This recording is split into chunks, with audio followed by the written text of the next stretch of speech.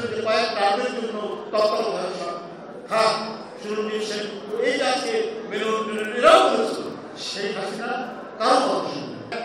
যে দেশে তার মা তার সন্তানকে বাজারে বিক্রি করে দেয় শুধু ক্ষুধাদি বৃত্তের জন্য, যে দেশে কোনো ব্যক্তি তার কিডনি বিক্রি করে দেয় পরিবারের ক্ষুধা নিবারণের জন্য, সেই দেশের একজন নেতা, জনঘনিষ্ঠ এবং জনপ্রিয় নেতা, তিনি কি করে তার জন্মদিন করবে?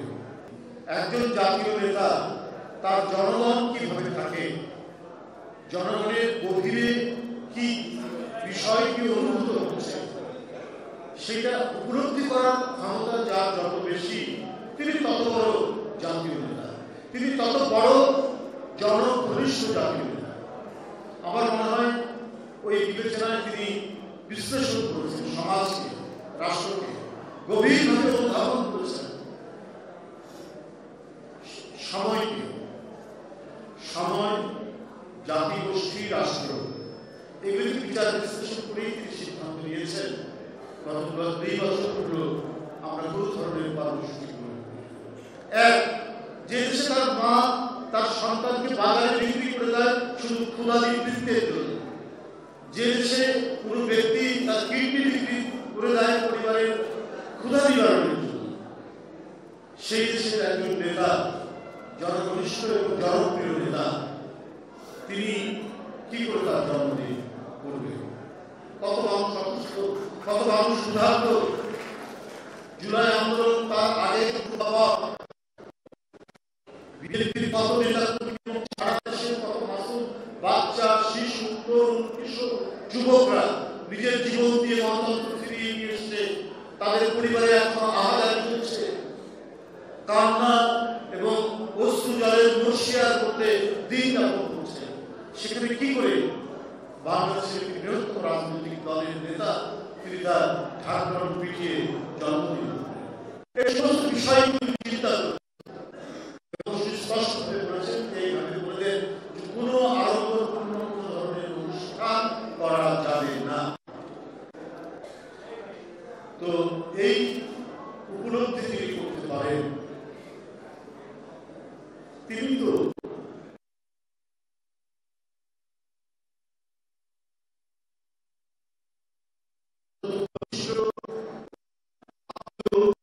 হিসেবেই তিনি জনগণের মাঝে পরিচিত, তার জনপ্রিয়তা এইটাই যে একজন রাজনৈতিক নেতা তিনি যদি তার মধ্যে যদি মানবিক গুণাবলী না থাকে, তাহলে সে যত কথা বলুক আর বিভিন্ন জনপ্রিয় কর্মসূচি দিয়ে ক্ষমতায় আসুক, ক্ষমতা আসতেও পারে, অনেকে এসছে ফিল্টারের দৃষ্টান্ত আছে, মুসলিমের দৃষ্টান্ত আছে, ওরা কিন্তু গণতন্ত্রের কথায় নির্বাচনের মাধ্যমে ক্ষমতায় এসে, কিন্তু তার ভিতরে মানবিকতা ছিল কিনা এটা সন্দেহ। প্রকৃত গণতন্ত্রের সাথে মানবতার একটা নিবিড় সম্পর্ক আছে।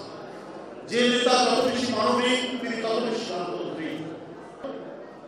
যে বাংলাদেশের যে গণতন্ত্রের যে চর্চা এবং অনুশীলন তার একটা প্রাণ ভোমরা, এই প্রাণ ভোমরাকে হাতে টিপে শেখ হাসিনা মৃত প্রায় টিপে মেরেই ফেলছে। সেই তত্ত্বাবধায়ক সরকার ব্যবস্থা মেরে ফেলার কারণটা তিনি ক্ষমতাকে চিরস্থায়ী করবে, পাকাপোক্ত করবে, আজীবন বাংলাদেশের মহারানী হিসেবে তিনি রাজত্ব করবেন, এই কল্পনা নিয়ে তিনি আদালত সাজিয়েছেন, তিনি আইন শৃঙ্খলা বাহিনীকে সাজিয়েছেন, তার দল তো সাজানো আছে, সমস্ত পদ্ধতিগুলোকে তিনি ব্যবহার করেছেন। এমনকি তার দলের মধ্যে থেকেও কেউ কেউ বিরোধিতা করেছিলেন যে কয়েক রাতের জন্য তত্ত্বাবধায়ক থাক সুরঞ্জিত সেন, এই আজকে এরাও বলেছিল শেখ হাসিনা কারো কথা শুনবে। এমনকি একটি মানে তল্পি বাহক একজন প্রধান বিচারক সেও পর্যন্ত বলেছে 2 টার্মের জন্য থাকতে রাখা যেতে পারে। তারপর রিটায়ারমেন্টে চলে গেলেন, তার বাড়িতে তার তাকে তো ভালো দিতে হয় না, সে তো নিজেই মানে ভয়ের খা। শেখ হাসিনার নুন খাওয়া একজন মানুষ ক্রমাগতভাবে ঘুম গিয়ে যায় ভাইগুলা। তিনি বাড়িতে তার সেই হাফ প্রায় দেওয়া সেই কাগজপত্র নিয়ে এসে ওটা ঢুকিয়ে দিয়েছে। মানে কি করেনি একটা দেশকে নিয়ে কি খাপ খেয়ে করা হয়েছে, কি যাচ্ছে তাই দেশকে চালানো হয়েছে।